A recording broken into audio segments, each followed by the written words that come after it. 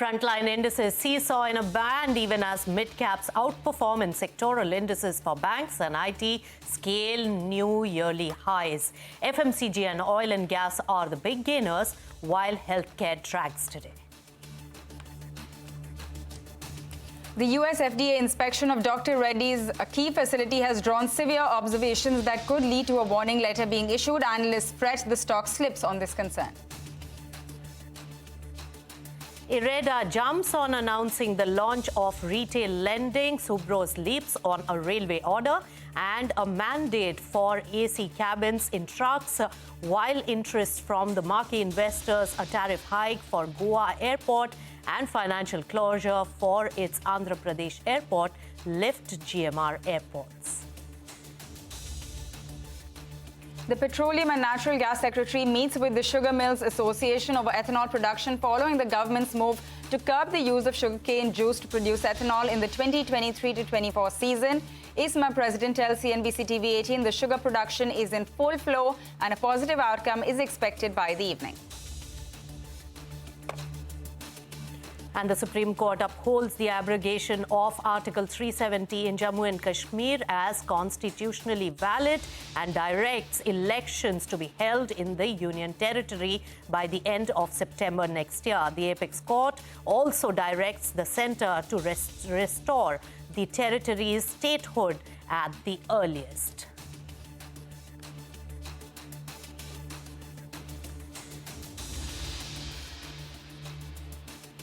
Hello and welcome. You've tuned into Business Lunch. I'm Nisha Podar. As always, with me is Pavitra Parekh. So, Pavitra, flat as flat can be. Yeah. That's the scene in the market today. But there is stock-specific action, and the mid-cap outperformance is probably the one that is really shining out in the market. So let's take a look at the markets at this particular moment. Nifty 50 flat at 20,974 levels. Remember that it did stay on above 21,000 levels for a bit, but is struggling to be at that particular point. It's absolutely flat at the moment. Sensex 2 also flat with 30 points gain. Bank Nifty is showing slight bit of outperformance with 0.2% gain at the moment. And the mid-caps, they are the roaring part of the market with 0.45% hike that we are seeing in that particular index. So broader market has a lot more activity going on while the key indices are silent. Advanced decline ratio heavily in favor of the advances because of the broader markets doing well. Still, amongst the blue chip counters on Nifty 50 in terms of percentage gainers, Adani Enterprises, UPL, Ultratech, ONGC Power Grid. So the PSU theme still continues in terms of the momentum. The Adani Enterprises in terms of percentage is the highest gainer, and Dr. Reddy's, Cipla, some of the ones which are the biggest draggers, Pavitra. Oh, absolutely. And you were mentioning the fact that there's a lot of excitement in the broader markets. There are individual names which are doing very well, right? So take a look at IREDA. You have Mazagon Dock, Subros. These are seeing big moves. So if you just pull up some of those names, you'll be able to see that, between 12 to 20% on some of those stocks. The other pocket which continues to do very well is the PSU basket. So those stocks, once again, in good form. They've already rallied a lot, but once again, you're seeing a big move come through on names like ONGC, Power Grid, Coal India. The sugar stocks up and about in trade, on the basis of some of those comments that we just mentioned. And you also have a lot of these new listings which are surging quite well. So IREDA, of course, I mentioned, but even names like Tata Tech, Gandhar Oil, all of these doing well today. And really holding on to the gains ever since the morning as well. On the downside, you do have the Pharma index. It's anyway been a bit of an outperformer in the past, bit of an underperformer in the past couple of weeks. Today as well, a lot of stock-specific action on those. Names like DRL down 5.5%. But in fact, let's actually start with that because this is the top loser on the Nifty as well. And this after the US FDA issued 10 observations for their Bachupalli unit. Ekta joins us to tell us more about this and how significant it really is. Ekta. Thanks for that. Well, yes, Dr. Reddy's is under pressure in today's trading session because the 10 observations which were issued to their Bachupalli facility in the month of October have now become public, and Antique has written on this particular 10 observations. So just to put it into perspective, the news first, this particular unit was inspected from the 19th to the 27th of October, was issued 10 observations by the US FDA. This facility contributes around 30% to the company's US revenue, and they manufacture 4 of their 10 products from this particular plant. Now, Antique says, after looking at the observations, that some observations are severe and can lead to a warning letter. They have pointed out these particular observations, 1, 2, 4, 5, 6, 8 and 9, which highlight issues such as out of specification, which means that the drug manufacturing did not meet certain standards while doing so, contamination, data integrity in observation number 7, and market complaints as well. Now, this particular facility, according to them, the concern is that it is one of Dr. Reddy's critical sites. It manufactures over 100 products. So as of now, they are anticipating that maybe there could be an escalation to a warning letter. When it is a warning letter, the future drug approvals come on a standstill, but they can continue manufacturing the drugs which have already been approved from the plant. But if in case it is an import alert, which is worse than a warning letter, then the production of the current drugs which are approved will also stop along with future approvals. So the street is probably anticipating the worst case for a drug facility, which is important on a larger perspective. Antique, remember, has a sell and they have a target price of 4766. Thanks, Ekta, for giving us all those important details. Dr. Reddy is no let-up in sight. It continues to be down by over 5%. And earlier, we spoke also to Ravi Dharamshi of Value Quest Investment Advisors on the impact of US FDA regulations on the Indian pharma sector and also the competitive landscape. Hear him out.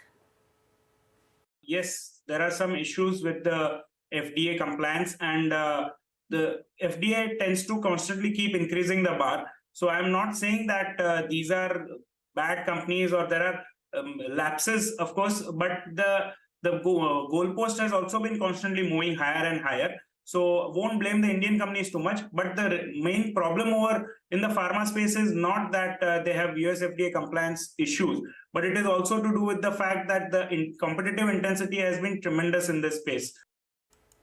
All right, that is on the pharma space. But moving on now, IREDA is the other stock in focus. This after the company launched its retail division. Abhishek is joining us with the details. Abhishek, this has got the street very excited. Well, the street is very excited and discounting a 5-year story right now itself in terms of, the stock price movement that we are seeing. Anyways, a good announcement coming in from IREDA. They have launched the retail division and they are targeting PM Kusum, rooftop solar, as well as other B2C segments with respect to loans being given to these segments. So CMD has mentioned that, 1 to 2% of their AUM allocation will be towards the domestic pension and insurance funds into the renewable energy bonds. They are moving, with respect to deepening the bond market and fostering increased, global and domestic investors as well. CMD of the entity also says that, they are scaling up the climate finance to meet India's energy transition goals as well. So all in all, positive news flow into the stock price that we are seeing in action today. Back to you. All right, thanks Abhishek Kothari for joining us with that. Let's shift focus to the sugar sector. And the sugar stocks have reversed their losses seen in the past few days following, remember, the government's move to curb the use of sugarcane juice to produce ethanol in the 2023-24 season. Now, the Petroleum and Natural Gas SECI has also met with the Sugar Mills Association, and they say that the sugar production is in full swing currently and that they don't foresee any fall in sugar production. In fact, the industry body is also expecting some relief by evening. Sonal, our colleague, is right here to tell us how the government really measures in their current form could really impact the sugar companies and how is it going to impact the sugar sector. Sonal, tell us. Well, yes, sugar stocks, they have been under pressure in the last couple of trading sessions with the likes of Balrampur Chini down 16%, Praj Industries is down 16%, which is the provider of technology for ethanol production. Dhampur Sugar is down 17% and Dwarike Sugar down 8%. The news that led to this is the government has asked sugar mills not to use sugarcane juice and syrup for ethanol output for season 2023-2024, but supply of ethanol from existing offers received by the OMCs from B-heavy molasses will continue. Now, in terms of numbers, 65% of ethanol production is via B-heavy molasses, 25% by sugarcane juice, and the rest, that is 10%, by C-heavy molasses. What will the impact of this move be? Well, sugar production will increase from 29 million tons currently by 2 to 2.5 million tons. The move was actually taken due to a fear of sugar shortage in the country. Second, sugar volumes will not change as demand will be stable. This is Elara Capital's view. Third, sugar prices, they are expected to decline due to more supply. In fact, Balrampur Chini told CNBC-TV18 that sugar prices could see a decline of at least 5% from current sales price of around 39 rupees a kg. Fourth, ethanol volumes are likely to decline for companies which have juice ethanol capacity. Now, ethanol is usually the high-margin business for sugar companies. Now, Elara Securities, they say, and they told us that they expect first half of FY25 to be negative for companies with juice ethanol capacity, and ethanol volumes could decline by 20% in the first half of FY25, with overall EBITDA declining by 4 to 5% over the next 18 months. There will be no impact in FY24, but they could see impact in FY25.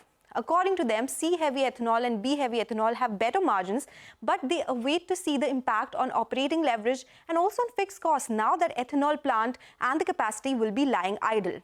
Balrampur Chini had spoken to us on Friday. They said that there has been tendered till now for B-heavy molasses. Those contracts will be executed, but they do not think there's any clarity on new tenders for B-heavy molasses.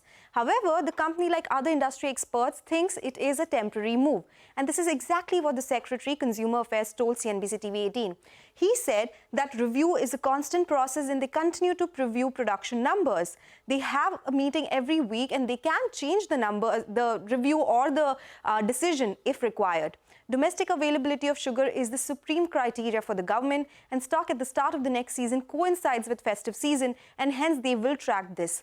Prices are expected to remain in control because of the action which has been taken by the government. Some of the takeaways from this interview we had with him.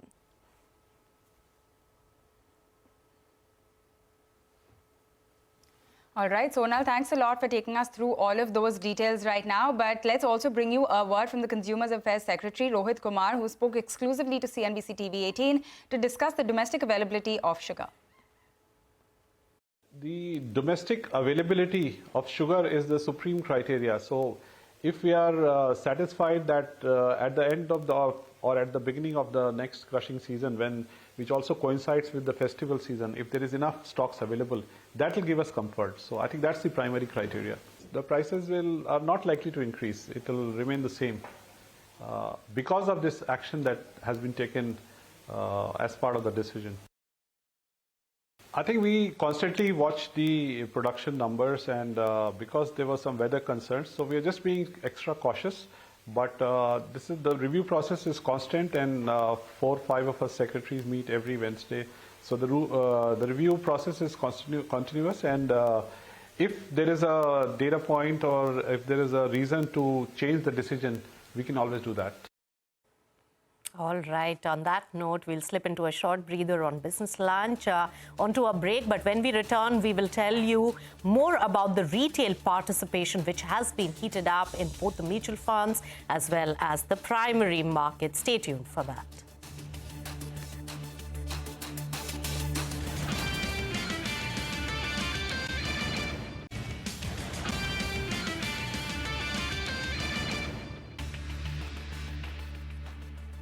Welcome back. You're watching Business Lunch, and Nifty 50 still flat and struggling to mount back to 21,000 levels.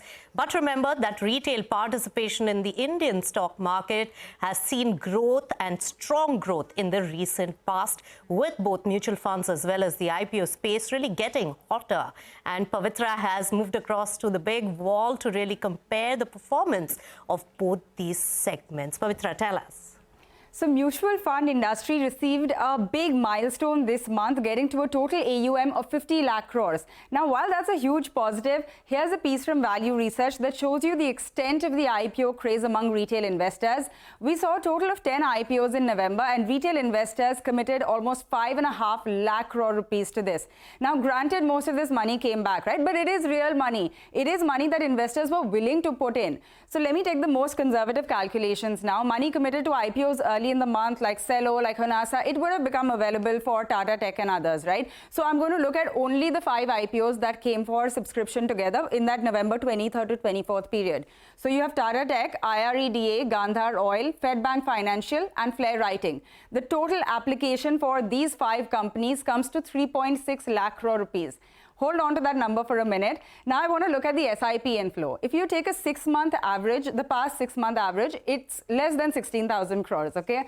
So the amount investors were willing to put in for these 5 IPOs, that's 3.6 lakh crores, is almost worth 2 years worth of SIP inflows combined. So I do want to point out that, while the mutual fund industry is growing and growing very fast as well, this shows you, one, how much of a gap there really is.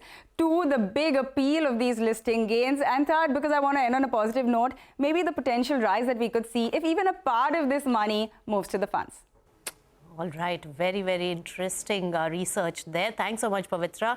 And with that, we'll slip into a short breather on the show. But remember that the Supreme Court delivers a unanimous verdict and upholds the abrogation of Article 370. More on this important case when we return. Stay tuned.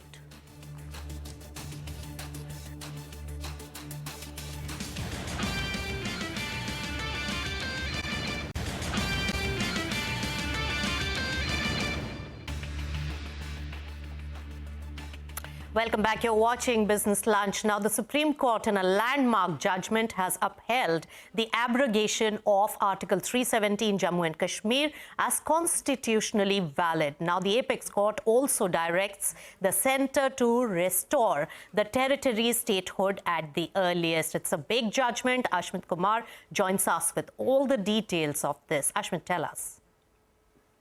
Well, a landmark judgment coming in from the top court, the 2019 exercise, the abrogation of Article 370, contentious, polarizing issue being decided finally. The Supreme Court upholding that abrogation, saying there's nothing wrong with it. And this decision coming by a bench of no less than 5 judges, headed by the Chief Justice himself. Here are 5 key takeaways. Number 1, Article 370, the abrogation has been upheld. The Supreme Court held that the President did have the power. There is nothing wrong in the exercise of that power. It's constitutionally tenable. Number 2, the Supreme Court held unequivocally that the Constitution of India, which is applicable to all other states, is applicable in its entirety, in full, to the state of to J&K as well. Number 3, the Supreme Court held that J&K, while acceding to India, became subservient. There was no element of sovereignty that J&K has, and that it will become subservient to the Union of India as well as to the Constitution of India. Number 4, the Supreme Court has clearly directed that elections to the assemblies of J&K need to be conducted by no later than September 30th, 2024. That's the deadline that the Election Commission has been given. And number 5, on the issue of statehood, the Supreme Court has not gone into the legality of the reorganization. Instead, has said that the statehood to J&K must be restored ASAP. All right, Ashmit, thanks a lot for getting us all of those important details. But on that note, we're going to wind down in this edition of Business Lunch. Thanks a lot for tuning in. We have Mid Cap Radar up in 2.